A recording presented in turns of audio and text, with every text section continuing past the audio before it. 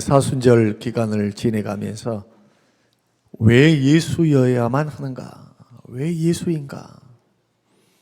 예수님이어야만 하는 그 이유에 대해서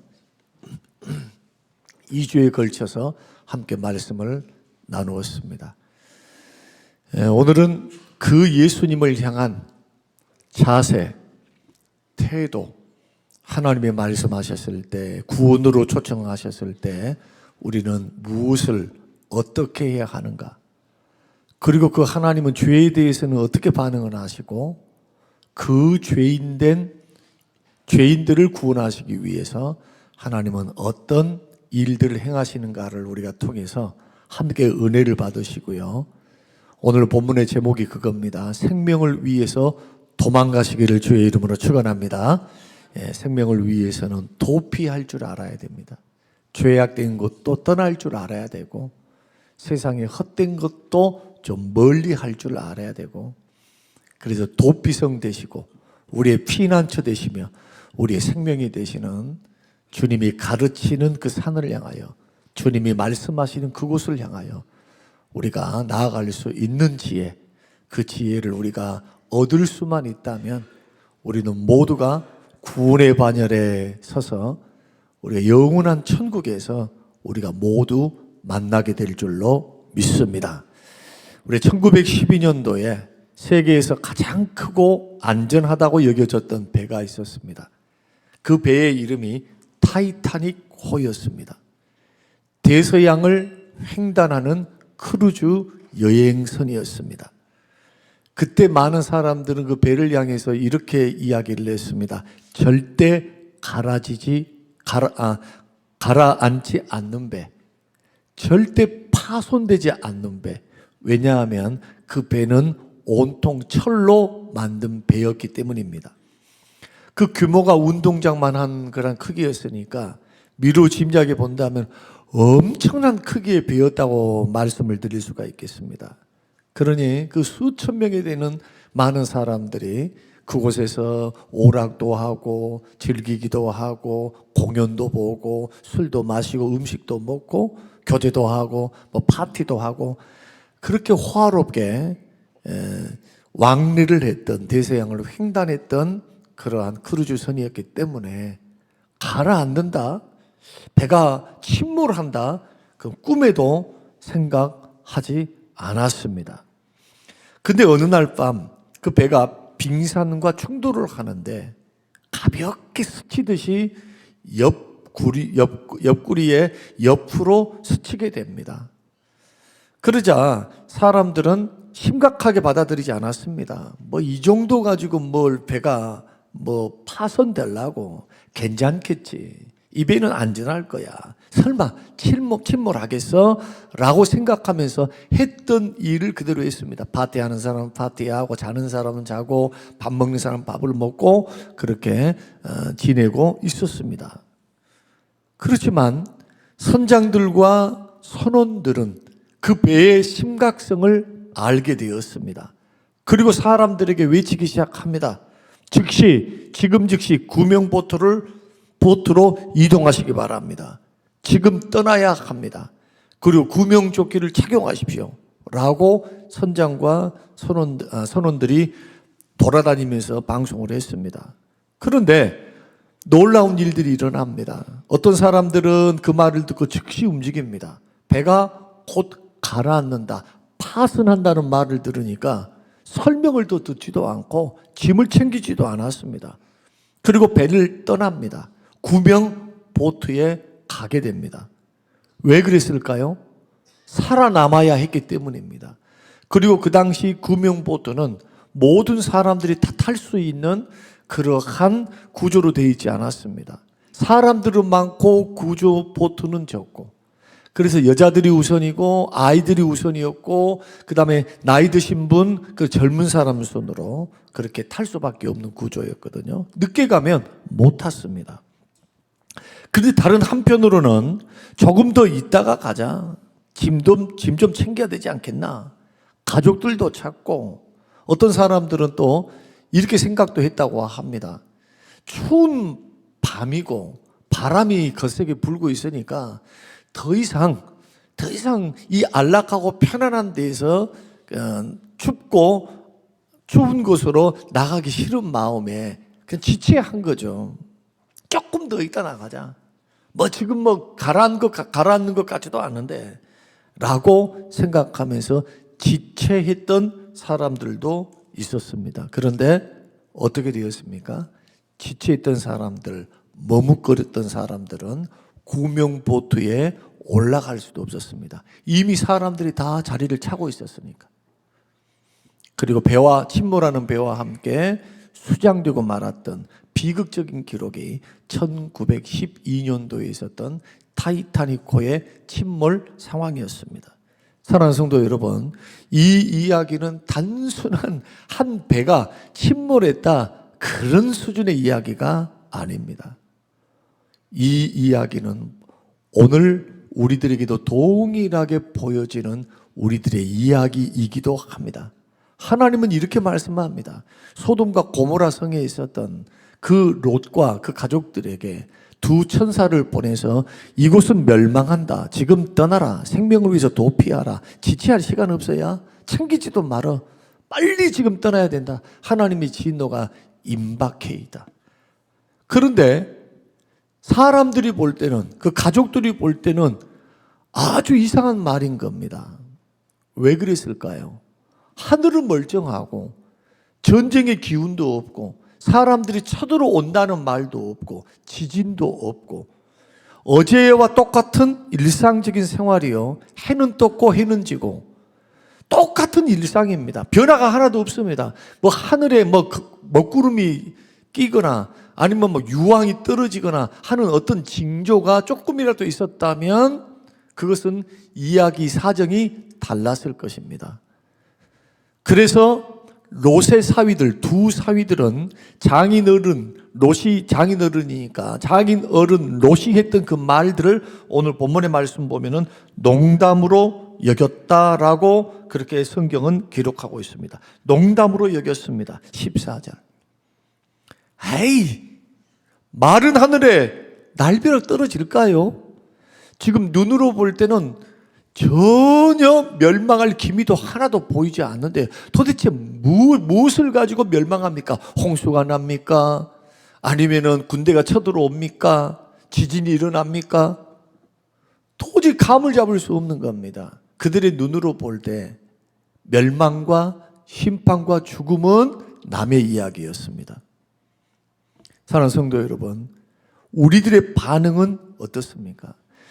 지금 멸망이 있다, 심판이 있다, 형벌이 있다, 죄 가운데서 나오라, 그 죄를 회개하고 예수께로 돌아오라 라는 경고의 말씀에 우리의 반응은 어떻습니까? 아직 괜찮습니다. 조금 더 있다가 가겠습니다. 이것만 정리하고요.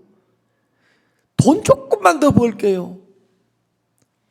조금 안정되면 예수님께 나아갈게요. 바로 이것이 롯의 지체입니다. 사랑하는 성도 여러분, 타이타닉에서 사람들의 생명을 가름했던 것이 뭡니까? 돈도 아니고 신분도 아니죠. 딱 하나입니다. 경고의 메시지를 들었을 때 순종했는가? 안 했는가? 또 하나는 그 순종할 때 즉시 했는가? 지체했는가? 오늘날 구원도 동일합니다. 성경은 구원의 날을 이야기할 때 보라, 지금이 구원받을 때요, 은혜의 날이로다. 내일이 있다라고 여기는 것 같이 어리석은 것이 없습니다. 지금 들리면 지금 결단하는 것. 회개도 마찬가지입니다.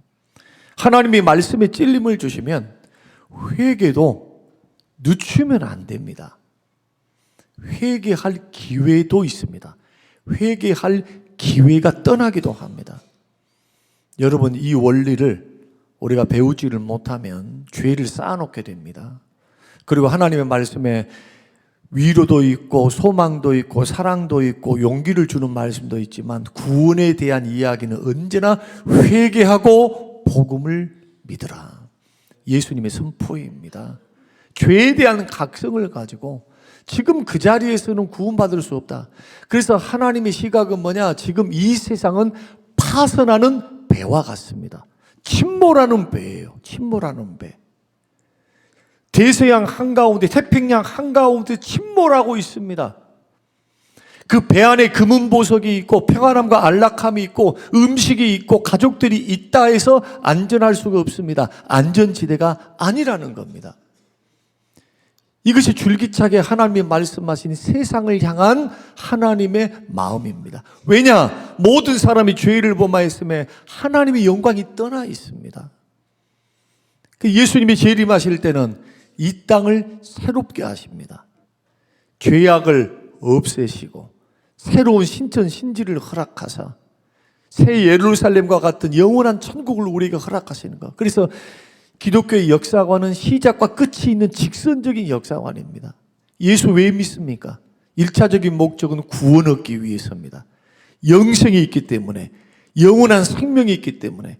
그래서 하나님이 세상을 이처럼 사랑하사 독생자를 주신 이유는 그 예수 그리스도를 믿으면 영생을 주시기 위해서. 요한일서 5장에서도 내가 이 말씀을 기록하는 이유는 우리에게 영생이 있음과 이 영생이 그 아들 예수 그리스도 안에 있는 것을 가리키는 것이고 그 예수 그리스도를 믿으면 영생을 얻는다는 것을 가리키기 위해서 성경을 기록했다고 말씀을 하시는 겁니다. 영생이 있습니다. 구원이 있습니다. 영원한 천국이 있습니다. 사람이 죽고 끝나는 존재가 결코 아닙니다. 그런데 영생으로 들어오는 방법, 그 방법은 하나님께서 언제나 시작할 때 뭐로부터 시작하느냐? 경고로부터 시작합니다. 그래서 오늘 본문의 말씀 보면은 13절에 이렇게 말씀을 합니다. 자, 13절을 같이 한번 읽겠습니다. 그들에 대한 부르짖음이 여호와 앞에 크므로 여호와께서 이곳을 멸하시려고 우리를 보내셨나니 우리가 멸하리라. 여기서 우리는 누구를 말합니까? 19장의 말씀 보면은 천사들을 말합니다. 하나님께서 천사들을 보내서 소돔과 고모라를 멸망시키려고 유황불로 멸망시키기 위해서 천사들을 보내신 겁니다. 그러니까 이 롯에게 제일 먼저 전해졌던 말은 뭐냐 하면은 멸망에 대한 이야기입니다. 그대로 가면 멸망한다. 심판이 있다. 여호와께서 이곳을 멸하시려고 우리를 보내셨다. 여러분, 왜 그 소돔과 고모라에 있는 많은 사람들 중에서 롯에게 경고의 말씀을 주셨을까요? 우리는 그것을 창세기 18장을 통해서 알 수가 있습니다. 18장의 말씀을 보게 되면 아브라함이 롯의 구원을 위해서 중보하는 내용이 기록되어 있습니다. 아브라함은 하나님께서 아브라함에게 가르쳐 주셨습니다. 소돔과 고모라를 멸망시키기 위해서 여기 왔다고 말씀합니다. 새 천사가 찾아옵니다. 아브라함에게. 그리고 그 아브라함에게 가르쳐 줍니다. 소돔과 고모라 멸망시키러 간다. 이게 천사의 사역입니다. 그때 아브라함이 하나님을 향하여 기도하기 시작합니다. 하나님, 의인 50명만 있으면 살려주시렵니까? 아니, 하나님, 기도합니다. 의인 40명만 있으면 살려주시렵니까? 오냐, 너의 기도대로 살려주겠다. 30명은요? 20명은요? 그러면서 마지막으로 기도합니다. 하나님, 티끌 같은 내가, 먼지 같은 내가 감히 하나님께 기도합니다. 하나님, 의인 10명을 찾으신다면 소돔 고모라에 있는 그 많은 영혼들을 구원하시고 죄를 사해 주시고 그리고 롯도 구원해 주십시오. 롯의 가족들, 자기 친조카 아닙니까? 그때 하나님께서 그렇게 말씀합니다. 너의 기도대로 하리라. 그런데 정작 소돔과 고모라에 보니까 의인 10명이 하나도 없어요. 의인이 없어. 모두가 동성애에 빠지고 모두가 돈과 쾌락과 즐거움으로 먹고 살 연구만 하지 죽을 연구를 안 해요. 하나님의 계심도 영원한 천국이 있음도 영생이 있음도 사람이 죽고 끝나는 존재가 아닌데 영생이 기다리고 있는데 그 영생에 대해서는 잊어버리고 오로지 오늘 살 연구만 하고 있는 겁니다. 그것도 죄를 지으면서. 하나님은 기도를 들으셨습니다. 그리고 천사들이 누구 집에 방문합니까? 롯의 집으로 방문합니다. 우연이 아닙니다. 지금 여러분의 기도, 우리의 기도, 믿지 않는 우리 가족들을 향한 우리의 기도, 눈물의 기도, 우리 권사님들의 소원이 뭐냐? 자녀들 예수 믿고 구원받는 거예요. 잘 되는 것도 잘 되는 거지만 영원한 천국, 내가 예수를 믿어보고 내가 예수를 만나고 내가 하나님을 만나고 난 후에 깨달아지는 겁니다. 알아지는 겁니다. 체험되어지는 겁니다. 누구의 역사로? 성령님의 역사로. 성령님이 우리 안에서 내가 하나님의 아들됨과 영생이 있음과 천국이 있음을 증언하시고 증거해 주시고 도전 주신 분이 성령님이세요. 말씀이 믿어지는 겁니다. 말씀이. 누가 믿어라 믿어라 믿으라 하고 믿어진가요? 아니요. 성령이 아니고서는 믿어지지 않습니다. 선포된 말씀에 대하여 성령이 역사하시니까 믿어지기 시작해요. 여러분, 롯이 그 말을 믿었을까요? 안 믿었을까요? 믿었습니다. 천사가 와서 망한다, 멸한다, 심판받는다. 그런데 롯의 사위들은 보고, 아니 마른 하늘에 무슨 날벼락이 칩니까? 지금 왜 멸망을 해요? 어제도 해는 떴고 지금 잘 먹고 잘 살고 지금도 아무런 징조도 없는데 농담으로 여깁니다. 그러나 누군가 기도하고 누군가 계속해서 구원 얻기를 위해, 은혜 받기를 위해 주여 불쌍히 여겨달라고 기도 먹고 자란 자녀들, 부모 형제들, 또 우리 친구들, 그들에게 하나님은 뭘 주시느냐? 복음의 말씀을 주십니다. 복음의 말씀을 주십니다. 여러분, 우리의 기도가 헛되지 않을 줄로 믿으시길 바랍니다. 근데 문제는 뭐냐? 경고했는데 지체하는 게 문제예요. 지체. 오늘 본문의 말씀 보면은 그러나 롯이 지체하매 그랬습니다. 지체합니다. 여러분, 하나님의 경고가 어떻게 나타납니까? 히브리서 9장 27절 한 번 죽는 것은 정해진 것이요 그 후에는 심판이 있다. 나홈 1장 3절에 결코 벌받을 자 죄인들을 내버려 두지 않는다. 하나님은 죄에 대해서는 넘어가는 법이 없어요. 반드시 처리하십니다. 반드시 묻습니다. 시편 11편 6절 악인에게 불과 유황과 태우는 바람, 불바람, 활활 타오르는 그 심판이 그들의 머리 위에 있을 것이다. 이것은 하나님께서 죄와 짝하지 않는다는 겁니다. 그러므로 모든 사람이 죄를 범했기 때문에, 지금도 죄 가운데 있기 때문에 구원 얻을 수 있는 유일한 방법이 자기 자신에게 있지 않습니다.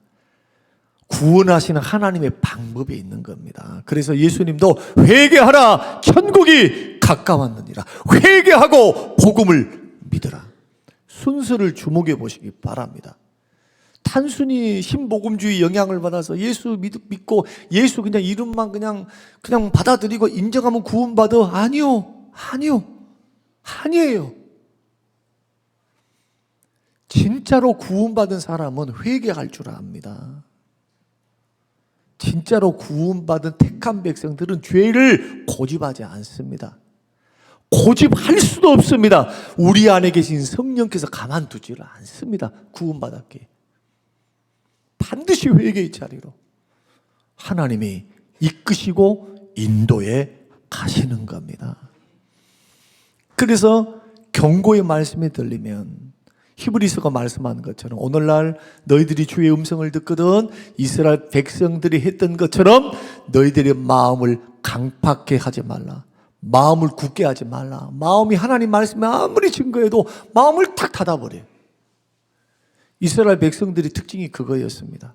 하나님을 10번 넘도록 시험하면서도 하나님의 말씀을 하면 그때뿐이에요. 광야 이스라엘 백성들은 그 말씀을 아주 기분 나쁘게 들었어요. 그러니까 모세를 돌로 치려고 그러고 하나님을 향하여 원망불평하면서도 회개하고 돌이킬 줄은 모릅니다. 여러분, 예수 그리스도 진짜로 믿는 사람들은요 회개할 줄 압니다. 회개가 뭡니까? 회개가. 죄를 후회하는 거 아닙니다. 반드시 회개는 뉘우치고 죄의 심각성을 깨닫고 돌아오는 겁니다. 자기가 주인되어 있던 삶에서 이제는 하나님이 주인된 삶으로 세상의 가치관과 세상의 원리, 쾌락과 즐거움과 성공과 뭐 다 좋아요. 세상의 죄악된 문화들을 버리고 하나님이 말씀하시는 거룩과 구별된 것으로 자꾸 말씀을 따라 사랑의 원리, 미움이 아니라 사랑의 원리, 용서의 원리, 성경이 다 그 말씀이 있거든요. 예수 믿고 구원받은 믿음의 백성들이 구원받고 난 후에는 어떤 원리로 살아야 됩니까? 율법의 원리가 아니라 사랑으로 인한 말씀의 원리를 따라서 걸어가는 것. 갈라디아서가 말씀하는 사랑의 법, 로마서가 말씀하는 사랑이 율법의 완성이다. 반드시 풀어내야 돼요. 예수 믿고 난 후에는. 그러니까 경고의 말씀을 주시고 하나님의 말씀에 찔림을 주신다면 우리는 어떻게 해야 되느냐? 설마 나에게? 아직 괜찮아. 나중에 회개하지 뭐. 그런데 더 무서운 것이 뭐냐? 그 경고를 듣고도 반응하지 않는 겁니다. 농담으로 여겨버립니다. 사랑하는 성도 여러분, 오늘 우리는 어떻습니까? 말씀을 들을 때, 마음이 찔릴 때 흘려보내십니까?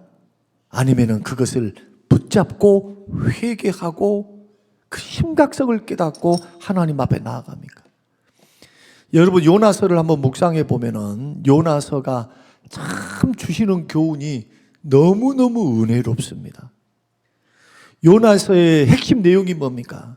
40일 후에 지나면은 이 니느웨 성이 함락되고 하나님의 심판을 받아 멸망당할 것이다 라는 그러한 예언을 하라, 경고하라 라고 하시는 말씀이었습니다. 좋은 말씀 아닙니다. 복 준다는 말 아닙니다. 위로받았다 그 말 아닙니다. 심판이 있다. 회개 안 하면 끝장이다. 요나는 니느웨 성을 돌아다니면서 외칩니다. 말씀대로 40일 후에는 이 땅에 멸망이 임할 것입니다. 하나님께서 멸망시키신답니다. 회개하고 돌아오라고 그렇게 선포를 합니다. 자, 조금만 생각해 보세요. 니느웨가 아시리아의 수도입니다. 대제국의 수도입니다. 요나는 누구입니까? 요나는 남유다의 보잘것없는, 그것도 약소국의 선지자입니다. 웃기죠? 지금으로 말하면은 북한이 까불고 있는 거예요. 북한에 한 사람이 미국을 향해서 이렇게 말하는 것과 똑같습니다. 회개 안 하면 40일 후에 망한대요. 그러면 군비도 있고 땅덩어리도 높고 지금 세계 1등인데 제패를 하는 나라인데, 제패, 그 고대 근동의 패권 국가였습니다. 대제국을 이루었습니다. 그런데 조그만 북한 같은 나라가, 그것도 반토막 났던 나라가 뭐라고 말하냐 하면은 이렇게 말합니다. 거기서 온 선지자가 회개 안 하면 멸망당한다고 그렇게 말합니다. 우리 같으면 무시했을 것 같아요. 야, 네 처지나 알고 이런 말을 해라. 네가 뭐냐, 네가. 지금 우리는 가는 곳마다 정복을 해서 대제국을, 페르시아 제국보다 더 큰 영토를 가지고 있는 이 나라가 망한다고? 헛소리다. 농담으로 여길 수 있을 것 같은데 놀랍게도 성경은 뭐라고 말씀하느냐? 이 메시지를 들었던 왕이 회개하기 시작하는데요, 베옷을 입고 음식을 끊고 온 신하들과 온 나라에 금식을 선포합니다. 잿더미에 앉아서 3일 동안 금식. 그런데 누구도 금식하게 만드느냐? 짐승들도 금식하게 만들어요. 그리고 회개합니다. 그랬더니 하나님께서 뜻을 돌이키사 용서해 주십니다. 여러분은 억만 가지 수만 가지 죄악들, 우리가 생각할 때는 그 흉악한 죄를 지었으면 반드시 지옥 가야 돼. 연쇄살인범이면 지옥 가야죠. 정말 공의로운 하나님이라면 지옥 가야 맞아요. 연쇄살인범이면. 그런데 그가 회개하고 복음을 듣고 회개하고 돌아오면 과거 묻지 않고 용서하시고 하나님의 자녀로 받으시는 것이 하나님의 자비하심과 하나님의 은혜요 복음의 능력입니다. 그래서 우리는 하나님의 자비하심 측량할 수가 없어요.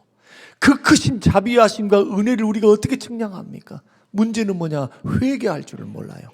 경고를 들었으면 회개하고 주님 앞에 나와 엎드려 나아가면은 조금만 문제를 끝날 걸. 이것을 회개하지 않고 키워놓으니까 더 큰 것으로 하나님의 징계를 받는 어리석은 인생들이 얼마나 많습니까? 여러분, 하나님의 말씀이 들리면 지체하면 안 됩니다. 오늘 본문의 말씀은 16절의 말씀은 그러나 롯이 지체하매. 왜 지체했을까요? 멸망을 전달을 받았고 믿었는데도 움직이지 않았을까요? 왜 그랬을까요? 이것이 인간의 상태입니다. 로마서 3장에서 의인은 없나니 하나도 없다. 예레미야 17장 마음은 힘이 부패하였다. 세상에서 가장 부패한 건 인간의 마음이라. 그러니까 들었을 때는 죄를 싫다고 하면서도 죄를 붙잡고 있는 게 인간이고, 하나님을 믿는다, 말씀을 의지한다 라고 그렇게 말을 하면서도 세상을 놓지 못합니다. 죄를 떠나야 되고, 이게 잘못된 것을 알면서도 떠나지는 못하는 거, 이게 인간의 약함들입니다. 그런데 놀라운 것은 이겁니다. 오늘 16절 말씀 보면 그 사람들이 롯의 손과 그 아내의 손과 두 딸의 손을 잡아 인도하여 성 밖에 두니.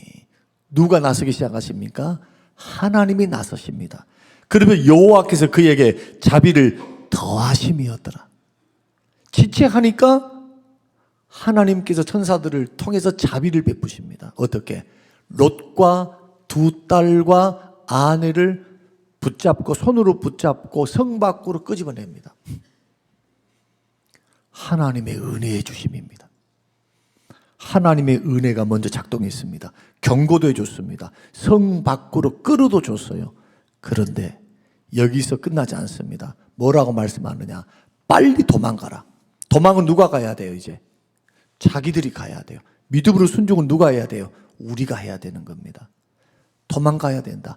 뒤돌아보지 말아라. 미련 두지 말아라. 다시 말씀드리면 예수 믿고 구원받은 하나님의 백성들이 하나님의 말씀이 딱 들리기 시작하면 그 들렸던 말씀을 향하여 우리가 어떻게 반응해야 될까? 지금 하나님은 우리로 하여금 손잡고 끌어주셨어요. 경고의 말씀도 주셨고 증거도 주신 겁니다. 자꾸 이끌어주세요. 오늘날 어떻게 이끄십니까? 성령의 감동을 통해 각 사람에게 하나님 이거 아니다 라고도 말씀하시고 이 길이다 라고 하시며 감동을 주시고 인도하십니다. 때로는 사람을 통해, 때로는 말씀을 통해, 때로는 환경을 통해 하나님이 하나하나씩 해나가십니다. 주변에서 일하시면서. 하나님 죽은 하나님 아니십니다. 절대로 착각하면 안 돼요. 우리가 생각할 때는 어제도 날이었고 오늘도 날이고 내일도 날이다. 내가 이렇게 걸어가도 괜찮다 생각하시는 분들이 있다면 착각입니다. 하나님은 하나님으로서 일하십니다. 그리고 구별되지 않고 거룩하지 않은 그릇을 쓰시는 법이 없어요. 만약에 쓰시려고 할 때는 반드시 깨끗하게 만드십니다. 반드시 다듬으시는 거예요. 그래서 왜 악은 모양으로 버려야 합니까? 왜 죄는 버려야 합니까? 죄는 왜 미워해야 됩니까? 죄가 깨달아지면 왜 회개해야 됩니까? 그 회개가 왜 빠르면 빠를수록 좋습니까? 깨끗해진 그릇 위에 성령께서 능력으로 사용하시고 은혜를 베푸시기 때문입니다. 만약에 죄를 고집하고 자꾸 하나님을 멀리하고 죄와 짝하고 걸어가면 이것과 같아요. 이사야 1장과 똑같아요. 1장. 내가 능력이 없어서 손이 짧아서 너희를 구원하지 못하고 내가 눈이 없어서 못 본 거 아니다. 내가 힘이 없고 능력이 없어서 너희들을 도울 수 없는 것이 아니다. 너와 나 사이에는 죄가 있다. 죄. 내가 만든 것이 아니라 너희들이 쳐놓은 죄악이 구렁텅이가 있어서 못 가게 만든다는 거예요. 이건 주님의 말씀입니다. 그러므로 하나님의 말씀이 들리고 하나님의 경고의 말씀이 들리면 제일 먼저 해야 될 것은 지체하지 말고 그 말씀에 반응하는 겁니다. 특히 아직 교회를 나왔음에도 불구하고 예수님을 믿지 아니하고 예수님을 따라 걸어가는 믿음의 생활을 이제 하지 않는 분들이 계시다면 이 말씀을 듣고 어떻게 해야 되느냐? 경고가 오시면 즉각 순종하셔야 돼요. 지체하지 말고 순종해야 돼요. 그리고 말씀대로 뭘 해야 되느냐? 뒤돌아보면 안 돼요. 뒤돌아봐서는 안 됩니다. 나중에 해야지. 조금 더 있다 해야지. 돈 좀 벌어놓고 믿어야지. 아닙니다. 하나님의 말씀도요, 신앙생활도 습관이 붙어요. 내일 하자, 나중에 하자 하는 것도 습관이 붙고요. 기도하자, 말씀 듣자, 내가 하나님 앞에 나아가자, 순종하자 하는 것도 습관이 붙어요. 여러분, 믿음의 길을 걸어갈 때 오늘 우리가 첫째 주에 왜 예수인가? 왜 예수뿐인가? 왜 예수여야만 하는가? 우리의 피난처, 우리의 영원한 안전지대는 예수 그리스도밖에 없는 줄로 믿으시길 바랍니다. 예수 그리스도밖에 없어요. 도박을 해도 믿음을 가지고 도박해서는 안 돼요. 신앙생활 믿음으로 도박하면 안 돼. 믿음. 최후의 보루가 믿음인데, 하나님을 믿는 믿음. 그리고 나의 신앙생활은 뭘 가지고 판단해야 되느냐? 열매를 가지고 판단해야 돼요. 열매. 성령의 열매를 맺고 있는가? 육신의 열매를 맺고 있는가? 이 방향성이 내가 성령의 사람인가 육신에 속한 사람인가를 결정을 짓는 겁니다. 절대로 하나님이 말씀을 주시고 구원으로 인도하시고 회복시키시려고 은혜 주시려고 하실 때 지체하지 마시고 여러분 주께로 돌아오시기를 바라고, 회개는 빠를수록 좋습니다. 즉각적으로 순종할수록 좋습니다. 즉각적으로 하셔야 돼요. 다 죽고 난 후에 늦습니다. 죽고 난 후에는 회개할 수도 없고 구원 받을 수도 없어요. 예수 믿는 사람들의 기회는 살아있을 때입니다. 주님이 남겨두셨을 때 나는 어떻게 살 것인가? 주의 말씀 앞에 민감하게, 성령의 음성 앞에 민감하게 반응하고, 구원을 내일 받는다 여기지 않고 구원은 보라 지금이 구원받을 때요, 보라 지금이 은혜의 날이로다 고백했던 것처럼 지금 은혜 받을 수 있도록 움직이는 것, 이것이 굉장히 중요하다. 마지막은 뒤돌아보지 말아야 됩니다. 이 말씀을 어떻게 풀어낼 수 있느냐 하면 세 번째 26절인데요. 롯의 아내는 뒤를 돌아보았으므로 믿음 끝까지 지켜야 돼요. 거의 다 왔지 않습니까? 조금만 더 가면 살 수 있어요. 조금만 더 가면. 근데 순간 뒤를 돌아봅니다. 왜 그랬을까요? 왜요? 몸은 나왔지만 마음은 아직 못 떠난 겁니다. 어디를? 소돔과 고모라를. 굉장히 중요합니다. 몸은 나왔어요. 끌어내 주셨어요. 그런데 자꾸 마음이 어디 가 있느냐 하면은 콩밭에 가 있는 겁니다. 세상의 즐거움, 쾌락, 이것이 영원한 생명을 주는 것처럼 하나님보다도 더 의지하는 세상 것들, 이것에 마음을 두고 있는 어리석은 모습을 보게 됩니다. 그래서 골로새서 3장에서는 위의 것을 찾으라 그렇게 말씀을 했습니다. 오늘 말씀을 이제 정리하면서 함께 기도하려고 합니다. 오늘 본문의 제목이 이런 제목입니다. 본문의 제목이 생명을 위해서 도피하라. 하나님께서 언제나 생명을 살리시고 회복 주시고 은혜 주실 때는 언제나 경고하십니다. 그 경고에 우리가 어떤 죄 가운데 있었든 어떤 부족함 가운데 있었든 그게 중요한 게 아닙니다. 더 중요한 것은 뭐냐? 그 말씀을 나에게 주신 절호의 기회로 여기는 겁니다.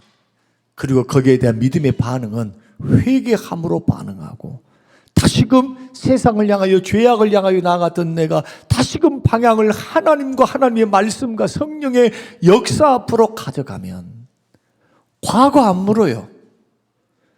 죄를 기억도 하지 않습니다. 이 죄 지었지, 저 죄 지었지, 너 이랬지, 전혀 묻지 않습니다. 사람들은 물을까는 몰라요. 그러나 하나님의 사전에 용서, 죄사함의 은혜가 떠나지 않습니다.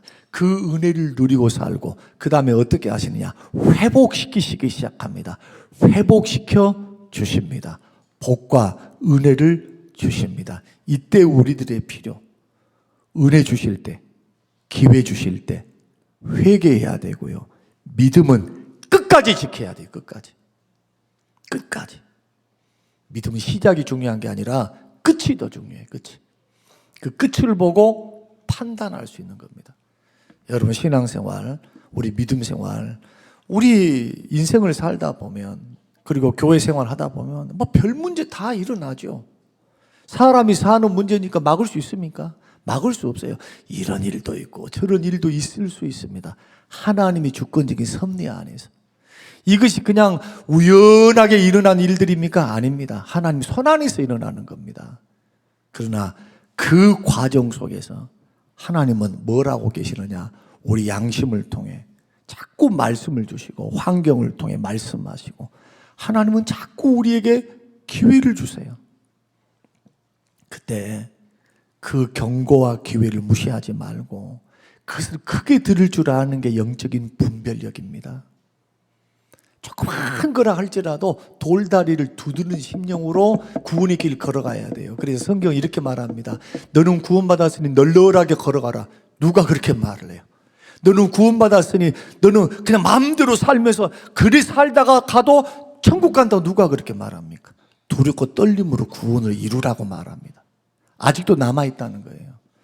두렵고 떨림으로 자꾸 말씀 안에서 하나님 말씀하시면 아멘 하면서 여러분 걸어가는 저와 여러분이 되어서 마지막까지 끝까지 믿음으로, 믿음 타협하지 말고 믿음으로 걸어가면 하나님께서 모든 것을 합력하여 선을 이루는 방향으로 인도하십니다. 하나님을 사랑하는 자, 곧 그 뜻대로 부르심은 입은 자들에게 하나님이 모든 걸 합력해서 선한 방향으로 인도하시니까 여러분의 믿음을 굳건히 세워서 예수라고 하는 피난처, 예수님이라고 하는 안전지대를 향하여 그분을 믿고 신뢰하고 그 예수님 말씀을 따라 삶을 동행하면서 걸어가는 그 길, 여러분 잘 걸어갈 수 있는 저와 여러분의 인생이 되어서요. 사순절 기간 동안에는 두 가지 잘했으면 좋겠어요. 첫째는 회개입니다. 십자가에 달리신 주님 바라보면서 씻을 거 씻어야죠. 자꾸 회개해야 되고, 또 하나는 뭐냐? 오직 예수님입니다. 교회 안에서는 오직 예수 그리스도만 드러나고 예수님만 따라갈 수 있는 우리가 되어서 이러한 은혜 안에 있게 되시는 우리 모든 성도님들이 되시기를 주님의 이름으로 축원합니다. 고마우신 하나님, 감사하신 하나님, 오늘 주시는 귀한 말씀을 마음에 듣고 새기게 하심을 감사합니다. 생명을 주실 때, 기회를 주실 때, 생명을 위해서 하나님 죄악된 이 모든 삶을 내려놓고 도피처 되시고 안전지대 되시는 주님께로 나아갈 수 있도록 은혜를 베풀어 주시옵소서. 감사드리오며 예수님 이름으로 기도합니다. 아멘.